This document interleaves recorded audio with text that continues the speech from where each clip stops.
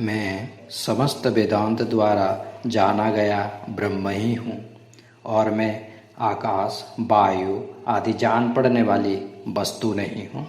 मैं रूप नहीं हूँ, नाम नहीं हूँ और कर्म नहीं हूँ, वरन केवल सच्चिदानंद स्वरूप ब्रह्म ही हूँ। मैं देह नहीं हूँ तो फिर मुझे जन्म मरण कहाँ से हो।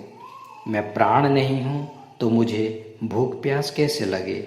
मैं मन नहीं हूँ तो मुझे शोक मोह किस बात का हो। मैं कर्ता नहीं हूँ तो मुझे बंधन और मोक्ष कैसा।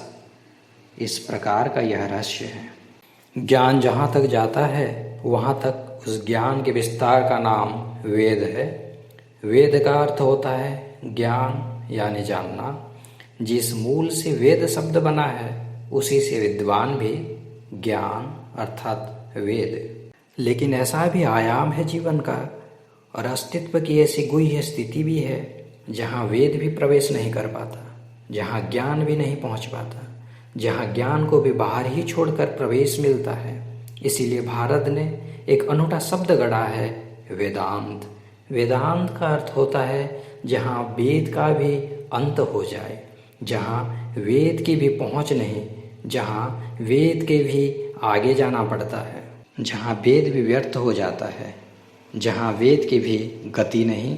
वेद का अर्थ है समस्त ज्ञान। जहाँ तक जाना जा सकता है वह सब काम नहीं पड़ता। जो भी जाना जा चुका है वह काम नहीं पड़ता।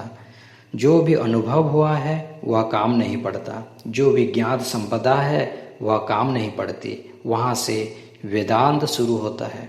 इसकी 3 सीढ़ियाँ हम समझ लें। एक है ज्ञान, उसके नीचे एक सीढ़ी है अज्ञान और उसके ऊपर एक सीढ़ी है ज्ञानातीत। अज्ञान जब हम नहीं जानते, ज्ञान जब हम जानते हैं अर्थात न जानने के हम पार गए, और ज्ञानातीत अर्थात जब हम जानने के भी पार गए। अज्ञान तो बांधता ही है, ज्ञान भी बांध लेता है। मुक्ति तो तभी है जब ज्ञान भी शून्य हो जाए। अज्ञान तो शून्य होना ही चाहिए पर उतना काफ़ी नहीं है। तो पृथ्वी पर अज्ञान को मिटाने वाली तो बहुत सी परंपराएं पैदा हुई। सारी जगत में अनंत धाराएं पैदा हुई जिन्होंने अज्ञान को मिटाने की कोशिश की। लेकिन संभवतः पूरब के बहुत कीमती लोगों ने एक और नई धारा पैदा की और उन्होंने कहा कि एक सीमा आ जाती है जहां ज्ञान को भी मिटाना होता है, वह भी बंधन बन जाता है। न जानना तो बंधन है ही, जानना भी बंधन बन जाता है, क्योंकि जानने की भी एक सीमा है। कितना भी कोई जान ले, जानना असीम नहीं है। असीम को अगर जानना हो तो समस्त जानने को छोड़ देना पड़ता है। इसीलिए गहरे अर्थों में परम ज्ञानी अज्ञानी जैसा हो जाता है। एक अर्थ में अज्ञानी जैसा हो जाता है क्योंकि ज्ञान उसके पास नहीं। एक अर्थ में अज्ञानी से बिल्कुल विपरीत होता है क्योंकि अज्ञानी इसीलिए अज्ञानी होता है कि ज्ञान उसके पास नहीं, और ज्ञानी इसीलिए अज्ञानी होता है यह परम इतनी कि उसने ज्ञान को भी छोड़ दिया। परम ज्ञानी भी ज्ञान को छोड़ देता है। ऐसे ही जैसे कोई बुद्ध धन को छोड़ देता है, जानकर, पहचान कर, पाकर देख लेता है कि ज्ञान भी सीमा के पार नहीं जाता, सब वेद भी ठहर जाते हैं। उस असीम से मिलन नहीं हो पाता, छोड़ देता है, आग लगा देता है ज्ञान में भी, वेद को भी जला डालता है अग्नि में, स्वाहा कर देता है। अज्ञानी जैसा हो जाता है लेकिन अज्ञानी नहीं है। इसीलिए ऋषि कहता है मैं समस्त वेदांत द्वारा जाना गया ब्रह्म हूँ, नहीं कहता कि वेदों द्वारा जाना गया ब्रह्म हूँ, क्योंकि वेद जिस ब्रह्म को जानते हैं वह मैं नहीं हूँ, वह सीमित है। वह भी ज्ञान की धारणाओं में बंध जाता है, आबद्ध हो जाता है। मैं वेदांत द्वारा जाना गया ब्रह्म हूँ।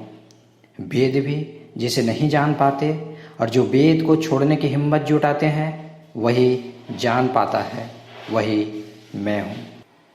इसे हम भीतर की तरफ समझें तो आसानी हो जाएगी। ज्ञान से हम सब कुछ जान सकते हैं, सिर्फ स्वयं को नहीं, क्योंकि ज्ञान के समक्ष है सब कुछ, लेकिन हम ज्ञान के भी पीछे हैं।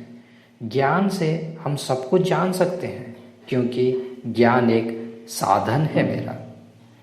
हमारा ज्ञान भी इस जगत में सब कुछ जान लेगा, सिर्फ वह जो हमारे भीतर छिपा हुआ ब्रह्म है, वह जो हम हैं, उसे भर नहीं जान पाएगा। क्योंकि ज्ञान उस ब्रह्म की आँख है, उससे सब कुछ जाना जा सकता है। और उस सब कुछ को जो जानकर संग्रह किया गया है, उसका नाम वेद है। ब्रह्म ने जिसे जाना है वह वेद है, और ब्रह्म जिससे जाना जाता है वह वेदांत है।